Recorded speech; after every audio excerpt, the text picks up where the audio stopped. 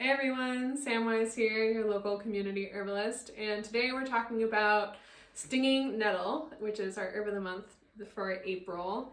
And I'm wearing gloves. These are pretty intense looking gloves, but it's nice to have them because these are some stinging nettles. Our dear friend Debbie brought for us, and they have little stinging hairs in them, which can be a little painful if you're not wanting that.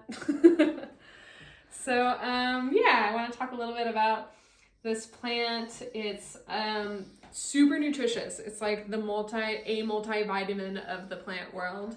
It has a lot of calcium and potassium, and it's extremely nutritive, especially like in a really long cooked tea or broth.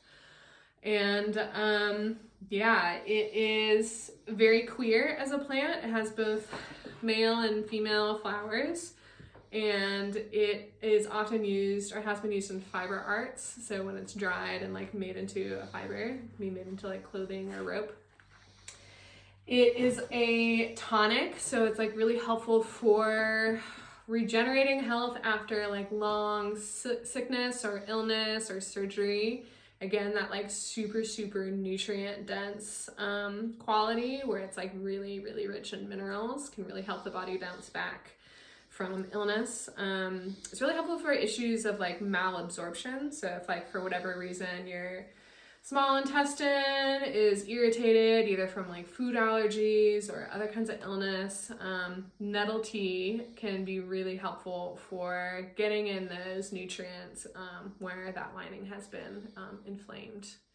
And in general, it's really great for inflammation of a lot of different kinds. It's really helpful for allergies, so especially as like a preventative for allergies. There is like quercetin, which is derived from nettle in capsule form that you can take during allergies, but in general it's really great to kind of front load your nettle intake, like even the season before. If you have like really intense spring allergies, like spring is happening now, there's lots of pollen, there's lots of things. So if you know that about yourself and you have a really great regimen and regular regimen of drinking nettle tea in the winter, then that can help reduce like inflammation in your sinuses, rhinitis, like the itchy runny nose, the itchy eyes, things like that. It can be really helpful for like calming that general inflammation, which is so interesting because as a plant it is like it can be like, causing of redness and inflammation if you touch it to your skin, which is, in general, that can also be used as a medicine.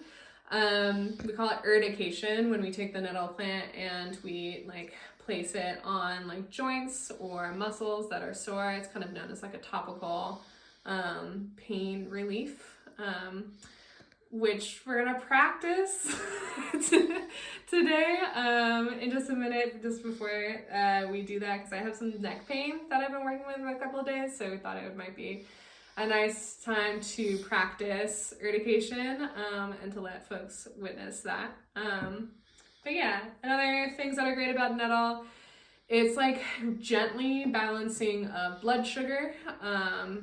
So if someone is like pre-diabetic or like had like levels of their blood sugar that could be a little bit more imbalanced, nettle can like kind of gently do that, especially when paired with burdock. It's a really nice tonic for evening out blood sugar. It is a mild diuretic, which means like it also helps like release excess fluids that you don't want in the system through pee. In general, it is like a really great anti-inflammatory tonic for the urinary system, including like prostates, and it can help like ease pain and discomfort there.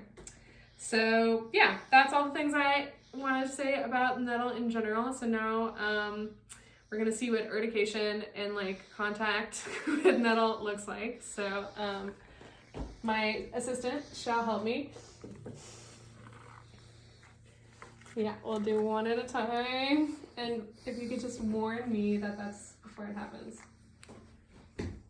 Okay. It's like a little prickly, but it's not too bad. Maybe even like a little bit firmer, yeah. So what is gonna happen is there'll be like a little bit of like red rashing, or like what kind of look like blisters. And there's a particular kind of acid in the hairs that are being released. And this is especially helpful for, oh yeah, I can like feel the muscles relaxing. And like, yeah, especially like right in like the sun, like you can get it there. This is really helpful for arthritis, folks with arthritis, so like joints would be really nice.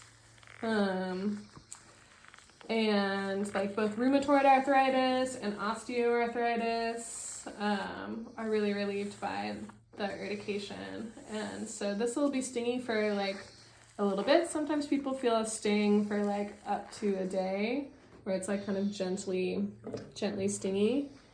But that kind of evens out, and then when it kind of calms down, oh yeah, that's stingy. Yeah, that's getting there. Yeah, keep going. Oh my god. Okay, maybe we'll take a pause and just kind of look at what's happening with the skin. Can I look at the other side for comparison? Yeah, look at the other side for comparison. Yeah. Mm-hmm. So yeah, right now I'm experiencing some intense stinging in my shoulder area. But yeah, that's not gonna last and even as I speak now, it's starting to, like, the quality of stinging is changing and kind of like mellowing a little bit. And yeah, I'm feeling like more like kind of like energy and like blood kind of moving to the center. So as that kind of calms down, that will help like kind of dissipate some of the tension and muscle tension and pain that I'm experiencing. So I will continue to keep you updated and let you know, because this is the first time that I'm like intentionally doing it for pain relief. So and it's been a couple of days with this neck spasm, so we will report back about how it worked. But that's the basics. So after, I get these other glove on, I'm gonna put these nettles into the tea, and then I'm getting the calcium and the potassium that will be so helpful in relieving like muscle cramping. Oh, I forgot to say too, that nettle, and this month in particular, I had a big revelation. I often have like a lot of issues with my menstrual cycle where I'm like not bleeding enough. There tends to be like a lot of like stuckness and congestion in my uterus, and I've been working on it with like Vitex and mugwort and some other herbs to kind of like get some of that moving so that I like bleed properly. And it's been like stuck. And then this month I was like, our friend Debbie gave us all this nettle. I'm gonna drink my weight in nettle tea because I want to, and it's a spring tonic and it's spring and I need it. So I drank a ton of like the long infused nettle tea, and I bled so much, which was so great for me and my body, it was not overly, it was just like, it felt like finally my body was getting the nutrients it needed to be able to release in the way that it needed to. So, but yeah, and it's also funny because nettle is known as for helping with hemorrhaging. So it's like kind of one of those things where it's like a little bit does the opposite depending on how you use it. So if I were experiencing like way too much bleeding, like especially like uterine bleeding, then I might take a like nettle tea, and that might help me balance out. So Yara is kind of like that too. But yeah, so that was a really cool thing that I learned about nettle this month. This is mellowing out and feeling a little bit better. Let's get another shot of what this looks like that I'll look at later because I can't see it. Oh yeah. Yeah. It's like blistering a little bit. Yeah. Does it look intense? Yeah. Yeah.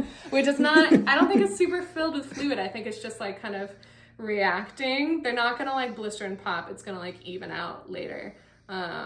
So yeah, that's a little bit about nettle. Stay tuned for next week where I'll talk about how to like make that long infusion nettle tea so you can make it at home, and yeah, maybe some more lore about nettle and other amazing things about this amazing plant. So thank you as always to my amazing patrons who help this work continue and grow and blossom and be sustained. You are truly like the lifeblood nettles that run through my work. And yeah, thanks to everyone watching, and I hope you have a great spring.